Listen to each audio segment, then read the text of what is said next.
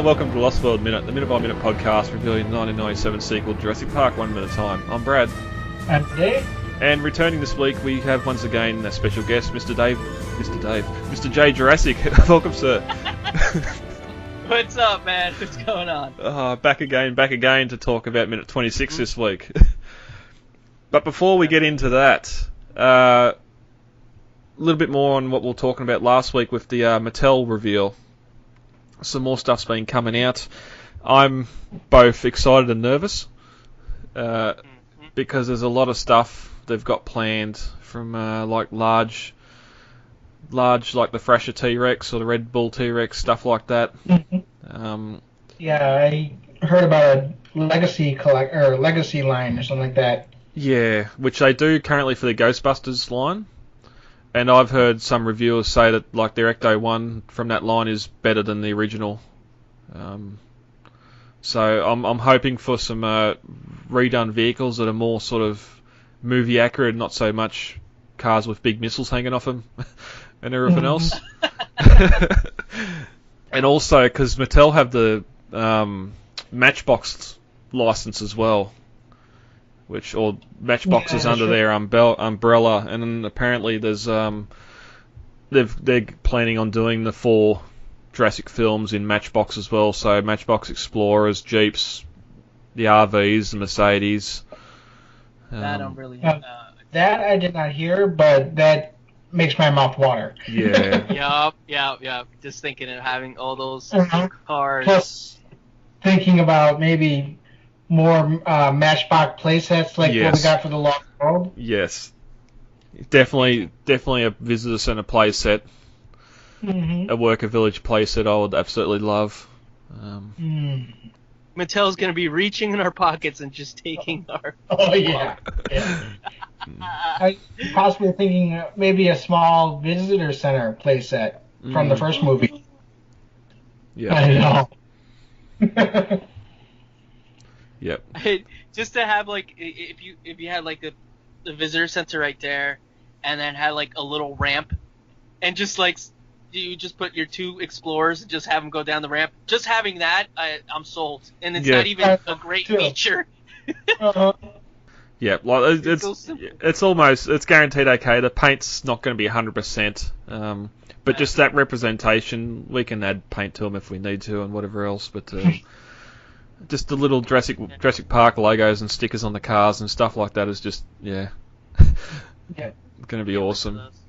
Even stuff like the return to the big size latex dinosaurs having actual plastic and not sort of the harder plastics. Human characters and vehicles as well.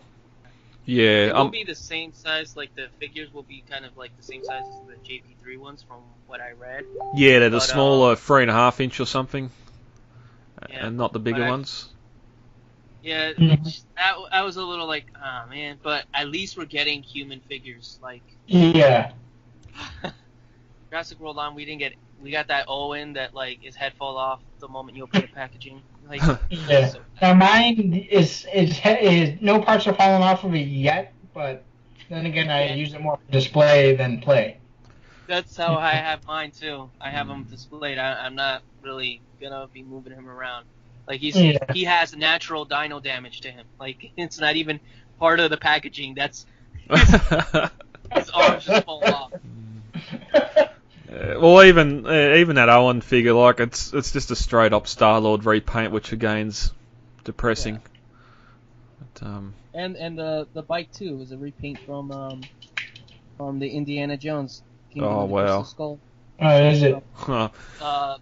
Mutt, the character Mutt, the Shia LaBeouf played. Yeah, it's his bike. It's his figure. Oh, Hasbro, what were you thinking? Yeah, they really shot themselves in the foot with that one. With the too late. Yep. What's the gun that Eddie has? Eddie Carr has? The Lindstrad air rifle. Yep, they shot themselves in the foot with that one. Didn't even feel the put to the dart. Exactly. Yep. All right. Any other toy news? Toy stuff you want to bring up out of that? I am excited for the Legacy line. I am as I mean, it's just like you said, Brad. Like I'm excited, but I am worried because we don't know what to really expect if we're because we were excited about the Jurassic World line and it was bad. Mm-hmm. But Yeah. I do remember that Mattel did do the large dinosaurs for the movie Dinosaur. If you guys remember those, the Carnotaur and Yeah. the Aladar, Yep. and those were excellent. I regret selling my Carnotaur. I sold it on eBay a while back, and it was the stupidest decision I ever made because now that thing is like, I don't even know how much, so much money. Yeah. Oh, wow. It was beautifully detailed. It It had was. that dinosaur skin. Yeah, you remember those? Did you have Yeah, one? I do. I had the Brachiosaurus, and I loved it. Yeah. It was my Brachiosaurus for my Jurassic Park toys because, frankly, the Hasbro one from the Jurassic Park 3 line sucked. Oh yeah, it doesn't even look like a brachiosaur. No, it kind of looked like some weird mutant thing. It's like a Camarasaurus or like a mix of like, I don't know, almost like it has like an Argentinosaurus face. You know, it's like flat. Uh-huh. And those action poses they had him in, I hate those action poses. I hated them. I like the stationary ones because then you create your own kind of pose or whatever, or you use your Yeah, imagination. same.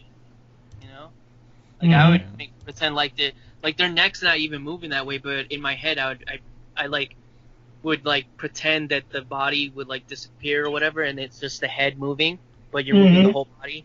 But in your imagination as a kid, you're not seeing that. You're seeing the raptor move its neck and head.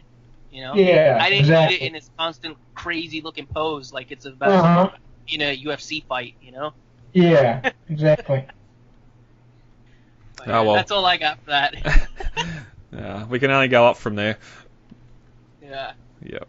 So yeah, hopefully them going out and deciding to give us a lot of different products doesn't mean they're going to hold out in the quality, but we'll see. New York Toy Fair in February will definitely get some first looks at them.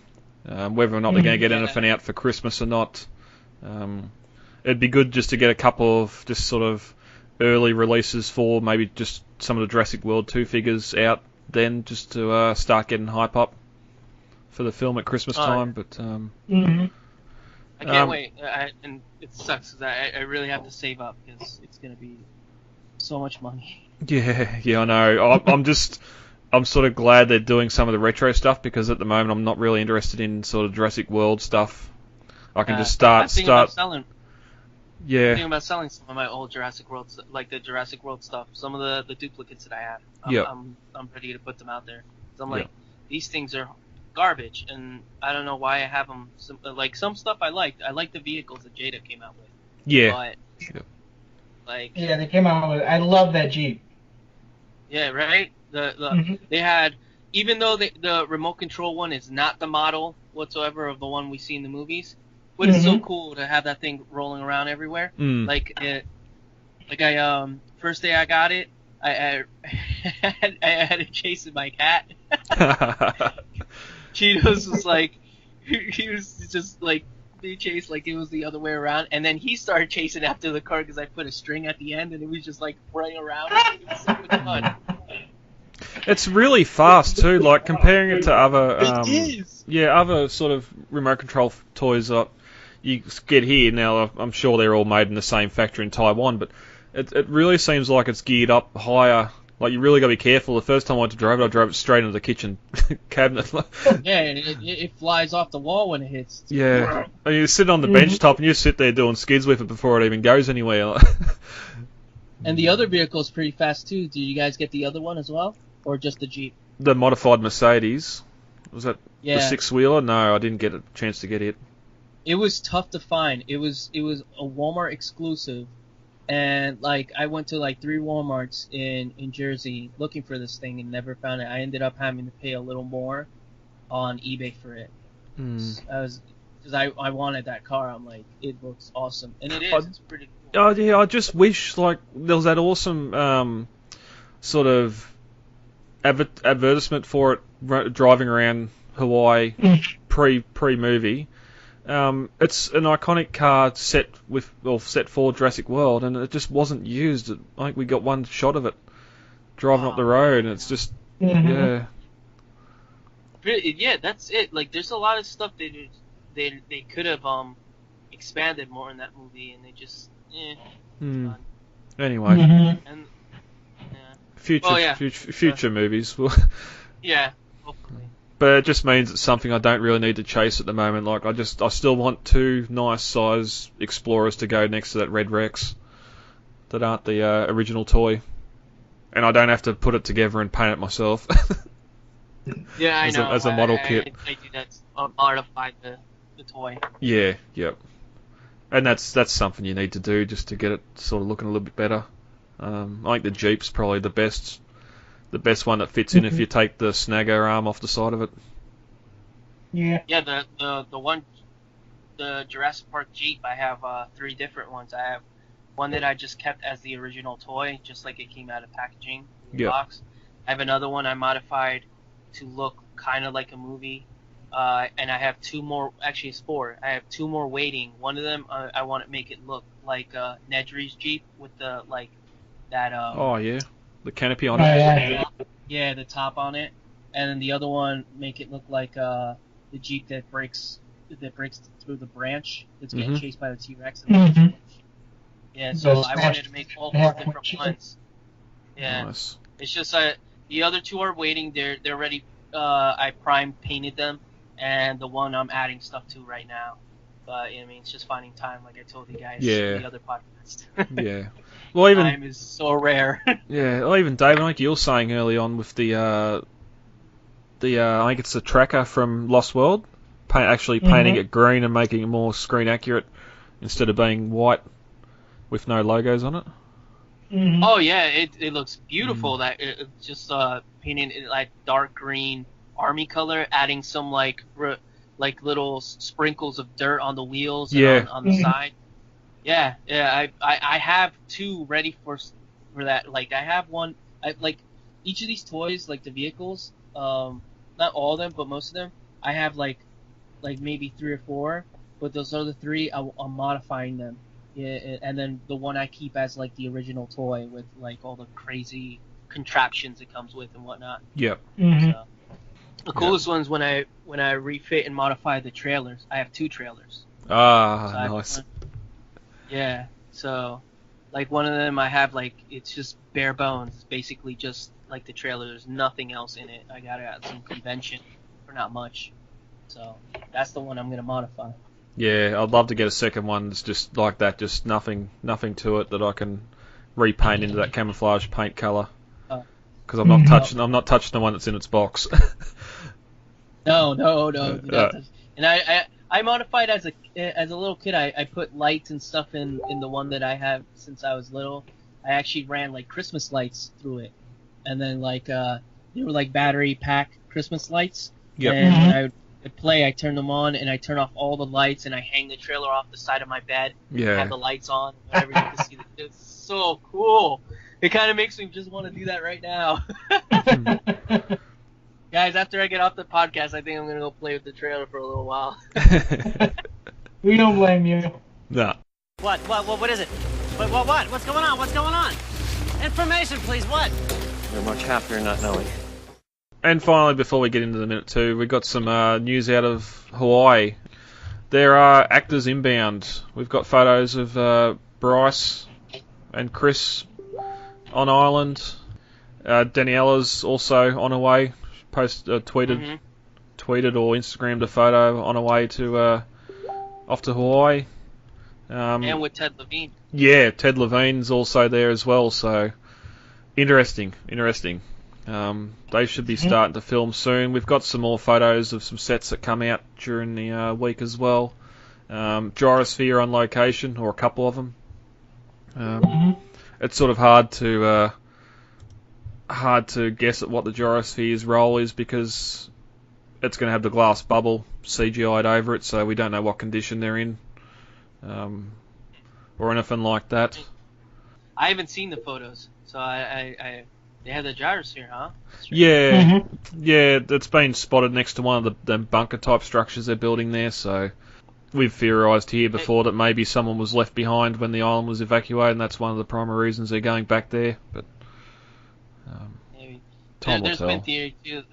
There's been theory too. I've seen like with those posters that they had at the licensing convention or whatever, the expo, where like every picture of it was like recycled photos of Jurassic World, but every one of them had like that volcano like kind of exploding in the background, like lava vents and stuff.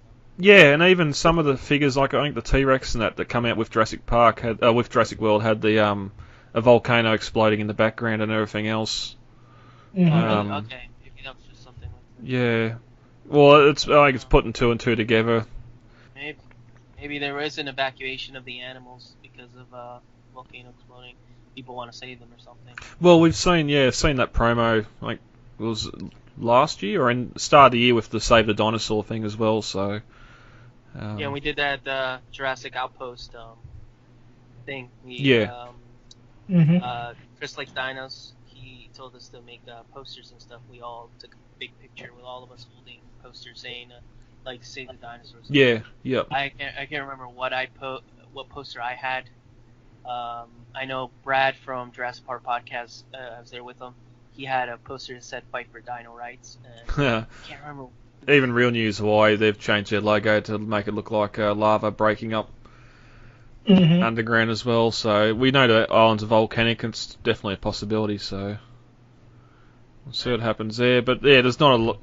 All the set stuff's just sort of the ATV or the four-wheeler tours they have. I'm just curious that they let these tours just wander through the set, because there's a few other photos and there's 4 or 5 motorbikes in a row just driving, following the tour obviously, but the tour goes through where the crew tents and all that are, which is just just weird.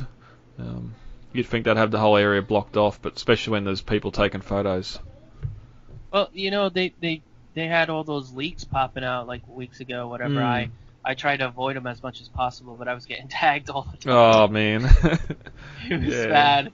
And like, and I appreciate the tags, guys. Not you guys, but I mean like people that follow my account.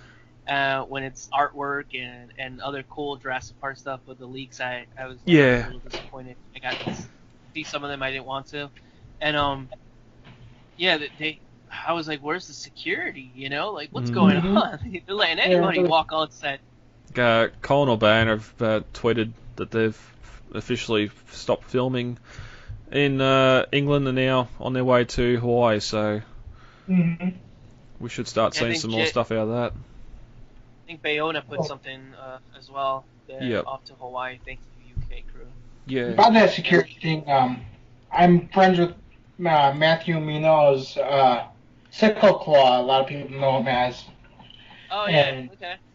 And he's a major news guy, news junkie about the series, and he always expresses to me there's like no security on these films, and that's how Jurassic World was too.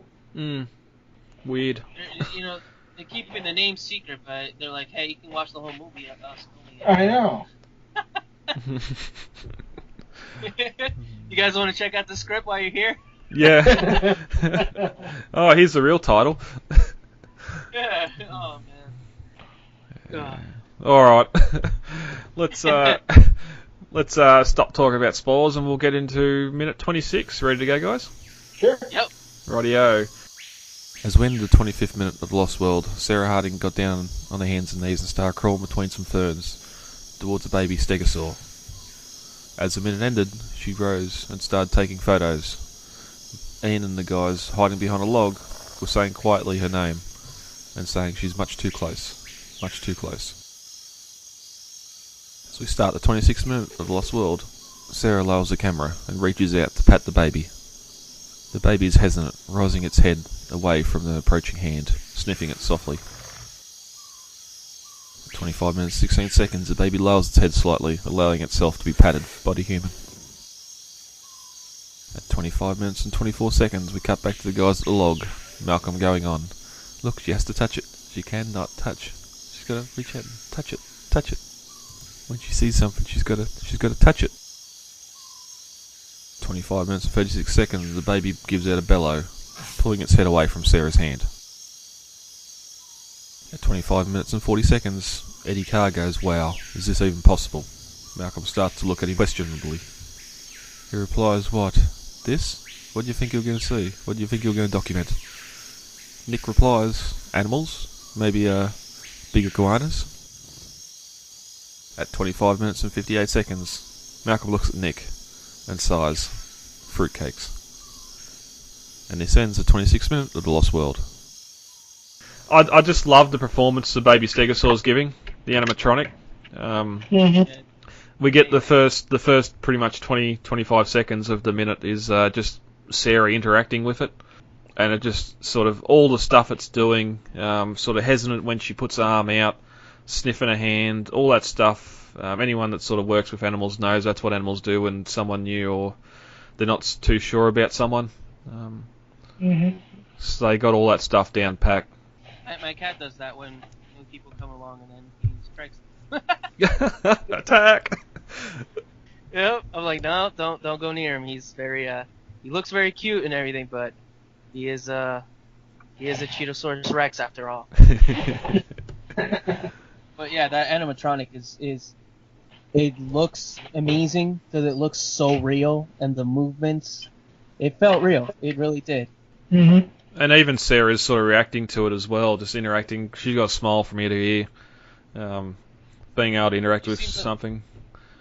When you watch the behind the scenes, and she talks so passionately about working with the Stegosaurus and how like they talk about how Stan Winston's like creations are like, magical, how they're so lifelike and whatnot. And when she's like, it's always great to work with something tangible, like something that's actually there, and the CGI stuff where they have to just imagine. So, and you can see that. You see that connection, that chemistry. You know, that we had missing in Jurassic World. We needed more of that. And then we get a shot back to the boys finally. Just Ian stand there. She cannot touch. She's got to touch everything. And he's just saw their mom. He's just like, she's got to reach out and touch everything. She's just gotta touch. Yeah, and he's doing it too. He's like, his hands out there. He's doing the movements. Yeah. Touch. Yep. I love that. That's Malcolm. That's Malcolm right there. Yeah, that's classic Ian Malcolm. A short diversion. Has anyone seen the ads he's been doing for that food app? Yeah. The lunch truck? Yeah. No. Something else. I haven't seen it. I can't I recall. know the apartments.com. Yeah. What is it? I've seen the one for apartments.com. Those are always. I've seen that one, yeah. Yeah. But I haven't seen one for food. It might be just something he done when he was here in Australia. It's sort of maybe. I can't recall what it's like, that Uber for food where you can find fast food and have it delivered to you or something. Oh no, I did not see that here. Yeah. I'll see if I can get a copy of it. I'll post it up. But, oh, cool. He's definitely Jeff Goldblum in that too. Yeah. But it's so cool. You like giving out food and that lunch truck in Australia. Yeah, the apartments.com one's always like, apartments will find a way. Well, that's interesting. He's not doing any of his any of his previous character stuff in this one. He's sort of just doing the quirky thing, but. But now we get here. Nick packs his camera away, the Nikon away, and pulls out a JVC Handycam. Hello, 1996. JVC. Oh man. They didn't survive the digital changeover, did they? No, they did not. I actually still had one up to like, I'm gonna say 2008. Yeah. It was so bad, the quality, that I just ended up like. Well, just more so too, because those 80, 60 gig Sony like Handycam, like video cameras were so expensive when they finally made the jump from tape to inside data or storage. But I think the iPhone and everything else brought them down in price pretty quick. Yeah. Oh, yeah. Yeah. Yep. And while the boys are sitting there, and we get Eddie, this is incredible, and Malcolm, what do you think you're going to see? What do you think you're going to document? And Nick. Fruitcakes. I love that line. One of my favorite lines. I can actually remember really, really laughing hard at that in the movie theater in '97. Yeah. Hearing that line and just laughing. Well, that's it. Surely they've been told, Hammond told them exactly what they were going there to do, and they're like, oh yeah, sure. But big iguanas, like. Yeah, maybe they're thinking about like those old movies, like 10,000 something BC, where they basically attached like appendages to actual lizards and had them crawling around on a set. Well, I think that's what it's supposed to be a reference to. It's supposed to be a reference to the 1960 The Lost World, where they just literally glued horns to iguanas. Oh my god. They glued it on the iguana, the poor animal. I'm not sure if they glued it or a pocket, or they attached it in some form where you can't see the attachment. And all you see is iguanas, just giant iguanas superimposed behind the actors, and they're fighting them off with sticks. When you see like one rise over like the canopy of trees, he's just like sticking his tongue out. He's like, whatever, like hanging out. Like, oh my god, it's looking at us. Wasn't even looking at them. No, not even in the same scene. No, it's not. We've come a long way, haven't we? Definitely come a long way. That's like the nightmare that may have been Jurassic Park if it was all done with stop motion. It's hard to imagine that now. I always love watching that making of Jurassic Park on the Blu-ray set. Mm-hmm. Not even the Blu-ray set, the original DVD set had that too. And watching on the Blu-ray set the Return to Jurassic, where they had all the actors talk. It's always, I would say that like sometimes I'll have that playing more times than the movie itself, just when I'm doing stuff, because I love hearing them talk about how they made this, how they did this, how they took these big risks and created a masterpiece. So cool to hear that. And seeing that old footage when you have like James Earl Jones and he's like narrating. Oh yeah. When he's talking about how they show like this brachiosaurus with teeth, like getting thrown off a cliff, and you could clearly see that's like a little clay figure just being dropped into a pond. Like. Oh, it's so crazy. Because I think they also had there's a very short snippet of they had a stop motion raptor sequence, I think when they were coming into the kitchen or something. Or in the kitchen. Yeah, they do. Yeah. So. Yep, and they have like little dolls for the kids around. Mm. And did you guys see, did you guys ever see that one, it was like Stan Winston's school posted, I think it was on Instagram or on their YouTube page, where they were doing like tests of the suits, and they were doing it with some fog in between boxes for the kitchen scene. The raptor suits? Yeah. Yeah, I'm pretty sure I've been trying to go back and watch all them videos on the school's channel, but you sort of watch one or two, then all of a sudden there'll be one over on the side that's how they done the ectoskeleton, or that's how they done Predator's mandibles or something. You go, I'll just go watch that, and then you get lost to where you were, and it's just They have so many cool videos. Their archives are amazing. Yeah, even the newer stuff, like just sculpting.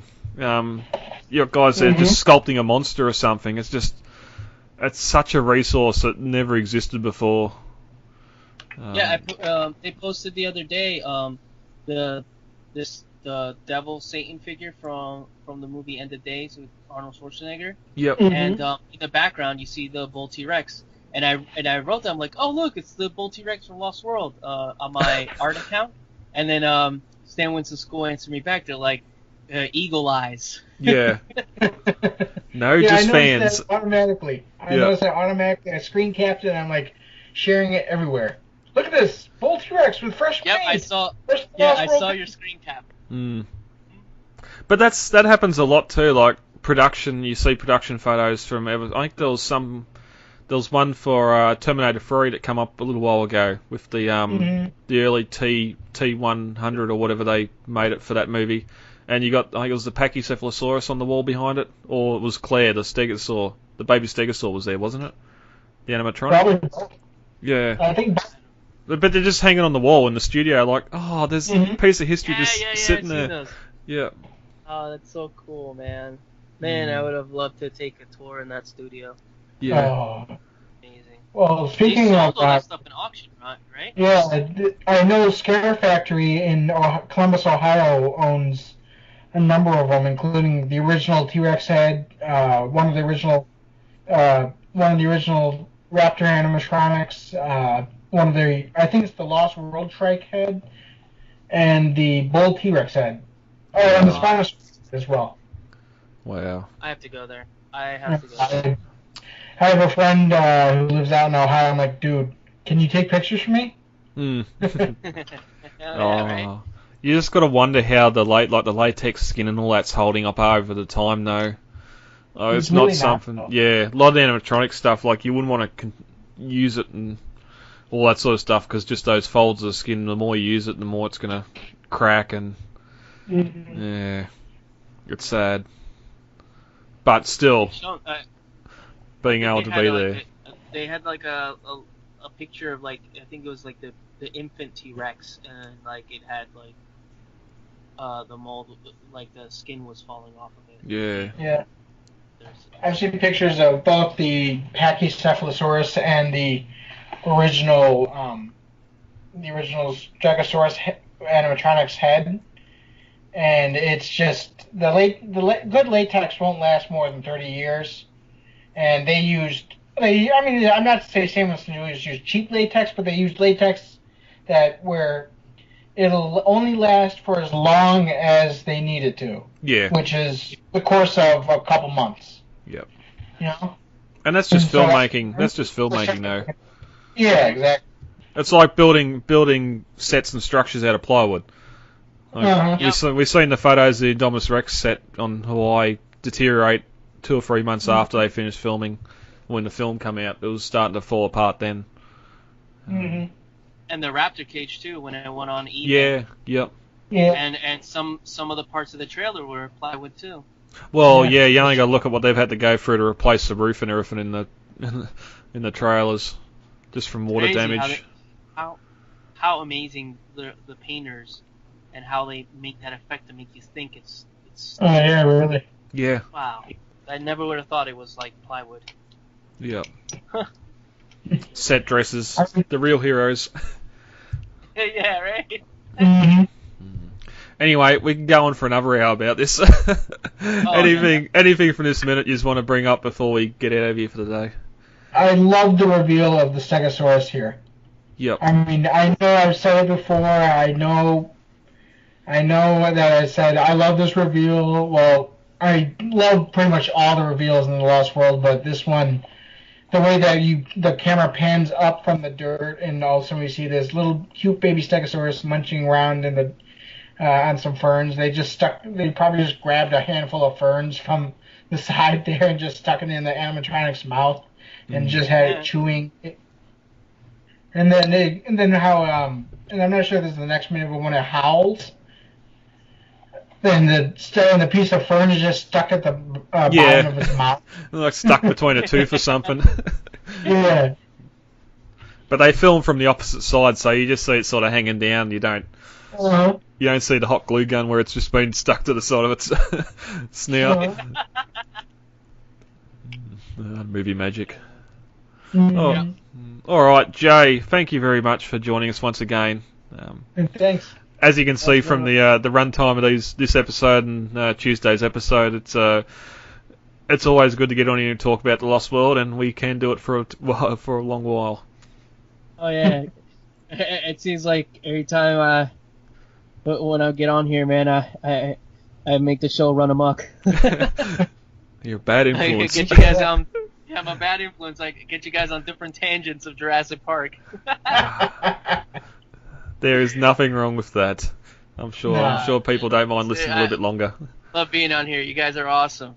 Good, Thanks. huge Lost Well, World Aaron- fans. That's why I think that we guys vibe so much with the Lost World, and our runtime is so long because we love Lost World. Yep. Mm-hmm. Yep. We can just talk on and on and on about it, and the franchise on its own as well. Oh yeah, definitely. Yep. All right. We won't have an audience if we keep on like that. A 5-hour show. No, we got I think we could actually Yeah. make it like a call-a-thon. All right, call in for. Wow. Yeah. Just start and just have sort of like a basic run out of where we want to go. Sort of talk about something each hour and see how far we can go. Yes. The hardcore fans will listen. Yeah. Hour 6. Okay, so we've moved on from Caffey's Beach. Now we're getting to the Hammond's office. What is his desk made of? Yeah. Let's think. What's going on there? Because it's probably inside the school. It's probably a rich mahogany or something. Oh, you ever notice the crewman's pant leg in the mirror? Yeah. That could be fun, but yeah, I'd need some Red Bull or something by hour 4 or 5. I don't even know if the Skype recorder would. I don't even know if the Skype recorder would record an episode that long. Probably not. Probably have to shut it off every hour just so it didn't corrupt or blow up the computer. Yeah, right. Thanks heaps, Jay, for coming on once again, especially with how busy work's been and everything else. Oh yeah, man. It's a pleasure, man. It's a lot of fun to talk about Lost World. Oh, lovely. If I can, I'll come on here, you know? Oh, yeah, yep. Well, especially like this second minute where it's 20 seconds of just the baby and interacting with the baby, like you sort of bit of filler. Although we put most of the filler in the previous episode, but that's all good. That's all good. All right, guys, let's get the hell out of here. Contact details are on the website, thelostworldminute.com. You can email feedback to thelostworldminute@gmail.com, Facebook, The Lost World Minute, Twitter @thelostworldminute, and Instagram, The Lost World Minute. Easy to remember. Yeah, yep, very easy to remember. David, thank you for joining me for this record. You're welcome. And we'll be back. I've been Brad. I'm Dave. And we'll talk to you all later. Goodbye. Talk to you later. Bye.